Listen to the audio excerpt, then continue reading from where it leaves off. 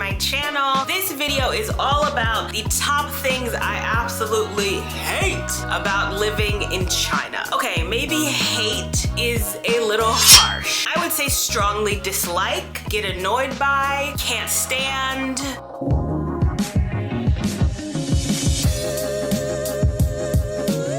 Before people try to come for me, I think that it is important to note that wherever you live, there are pros and cons. Things you love, things you hate. I could easily make this list about America, but I don't live in America right now. I live in China. So let's get into it. Lack of mental health resources. Seeking therapy can be frowned upon or laughed at, and there just isn't an overall consensus that mental health is real and affects a lot of people, and we should do something about it. Medications like anti-anxiety or antidepressants are not easily found. A mental health emergency, or you're seeking treatment, medication, just someone to talk to, a Chinese public hospital is not the place to go. I think mental health is still quite taboo here, and although it is changing and evolving and getting better, it's very different than the care and treatment you would get in my home country. And the fact that it's just not talked about or publicized enough that even as an expat, in order for me to kind of find a place to go to seek help, I need to ask about it in an expat group. And sometimes I'm not always that comfortable putting myself out there, so asking others for help just causes more anxiety. And I just wish that I could eliminate all of that. So for me, the best option has been an app called BetterHelp. BetterHelp is an app that I use here in China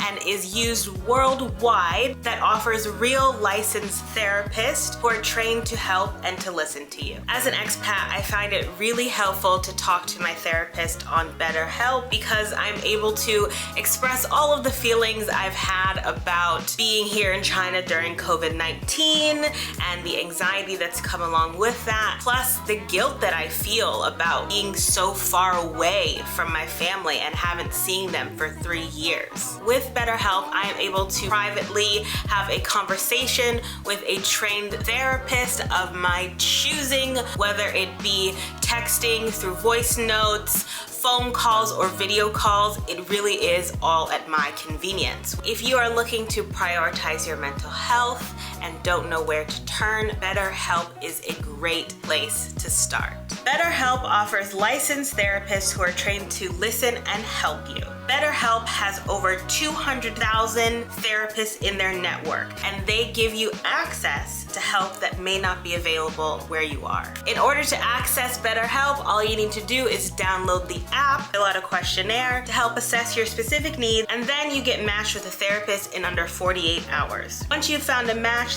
then you can schedule video and phone sessions, plus exchange unlimited messages, and everything you share is completely confidential. So if you are ready, join the 2 million plus people who have taken charge of their mental health by using a BetterHelp licensed therapist. Thank you so much to BetterHelp for sponsoring this video. If you click the link below in my description, you will receive 10% off your first month at BetterHelp. Lack of public etiquette.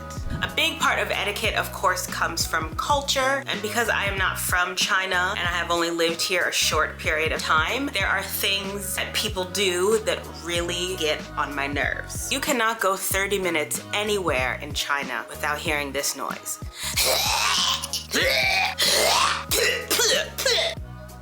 The worst sound I have ever heard, and I gag every single time I hear it, without fail. It doesn't matter. Every time I'm like, ugh, gross. I mean, I guess sometimes the pollution is to blame, or all of the smoking that people do here, and all the phlegm and the things just get stuck in your throat and you just need to get it out. But the spitting, it's really disgusting, y'all. I know that I said hate was a harsh word, but nah, I hate the spitting. I absolutely hate it. Also, Also, trying to form a single file line in this country is like climbing Mount Everest. I mean, everybody's cutting everybody. People are just bumping into you left and right. There will be this much room in front of you and someone will try to push their way through without saying excuse me or anything. There just is like no order. It's just whatever happens, happens. And also there's just no personal space. Whether you're in a line, on the subway, on a bus, sometimes people stand so close to you that you can feel their breath on the back of your neck even though they have a mask on. It's COVID times. Back up. And you know, I lived in New York City for a really long time before moving to China, and I thought that I was fine with people pushing me and bumping me. I didn't really care. But China just takes it to another level. And you know, I can't even get frustrated with the situation because the sheer amount of people. It's like, Elise, are you really expecting for everyone to be like, excuse me, ma'am, coming through, Buhao East? No, that's not realistic. But with grandma pushing me and uncle kicking me in the knee and sister breathing on my neck, it's a lot to deal with. Being treated differently because I am different. I think that comes to no surprise, as one of the things that I strongly dislike about living in China is obviously I look different than the average person living here. And for some people, that becomes a spectacle. It's the stares, it's the pointing, it's the yells, it's the touching, it's the relentless questions from people who are not aware that the Chinese borders are closed and think that you literally just got off an airplane 5 minutes ago from a different country and you haven't done quarantine and you haven't been vaccinated, and now here you are spreading your germs all around their country. All of those things are highly annoying. At this point, I have been in China for a while now. I think I'm very well adjusted to how people perceive and treat me, and those types of things don't get on my nerves as much as they used to, but it doesn't mean that I enjoy them. It really bothers me when I am on vacation at a beautiful place that I paid a lot of money for, that is a tourist attraction, but yet me, the black girl, becomes the tourist attraction. And everyone wants to come and take pictures with me and stare at me and point at me like I am an animal in the zoo. I think you guys already know from watching all of my other videos that I'm very friendly, outgoing. I love to talk to people. I love to talk to strangers. I'm always down to take a photo. I mean, I think I must be in at least 1,000 Chinese family photo albums by now. Those things are fine, but it's all about the way you do it. And you just say, hey, foreigner, take a picture. No. If you're nice and you say hello and I try to practice some Chinese with you and you try to practice some English, no problem. It's fine. It's all in the approach. Here's an example of a way that some people tried to approach me and I got very, very, very angry about it. My first job in China, I was working at a training center that was in a mall, so we used the public bathrooms that everyone in the mall uses. There was lots of cleaning staff always in the bathroom. One day I come out of the bathroom stall and 5 of the cleaning men and women are lined up in the bathroom with their phones out recording me. And I'm like, what the f? And to make matters worse, I went to wash my hands and they started touching my hair. And they were just hands all up in it. Multiple hands. Somebody had gloves with that glove in my hair. I lost it. I just started yelling, get away from me, back off, leave me alone, leave me alone. Everybody in the bathroom was like, oh, the foreigner going crazy, she done lost her mind. Yes, I have lost my mind because everyone deserves privacy in the bathroom. Schools and companies only accepting native English speakers.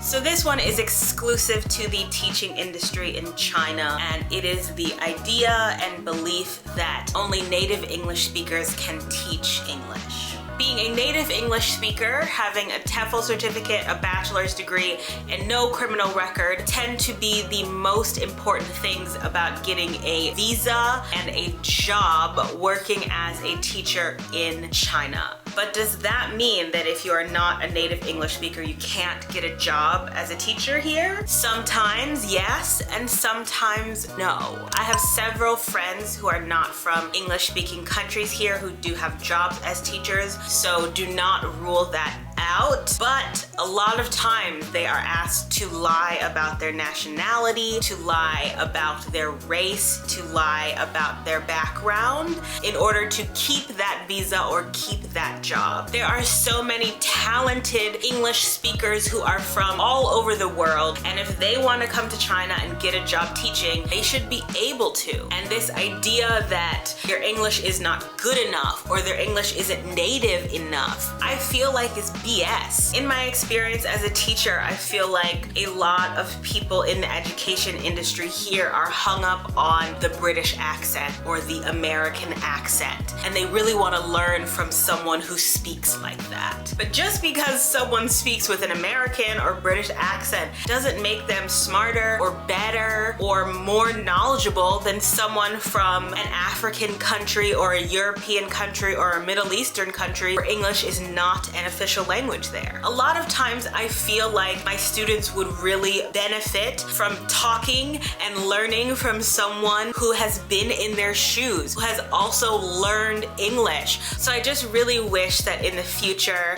China will loosen some of those regulations about who is actually legally allowed to teach English. Well, we have come to the end of my list of things that I hate, despise, don't like, get on my nerves, am annoyed by about living in China. First, a huge thank you to the sponsor of today's video, BetterHelp. If you are someone who is struggling and seeking therapy, then please do not hesitate to look at the link in my description box below. Also, remember that living anywhere in this world comes with its advantages, disadvantages, the things that you absolutely love and the things that you absolutely hate. So I am sorry if I offended anyone. This is just my opinion. Remember, this is my channel and I am only speaking for myself and sharing my experiences with you. So don't get too mad if I said something that you really disagreed with. Nonetheless, I appreciate you for watching. You know what it is. Elise Lightyear, over and out.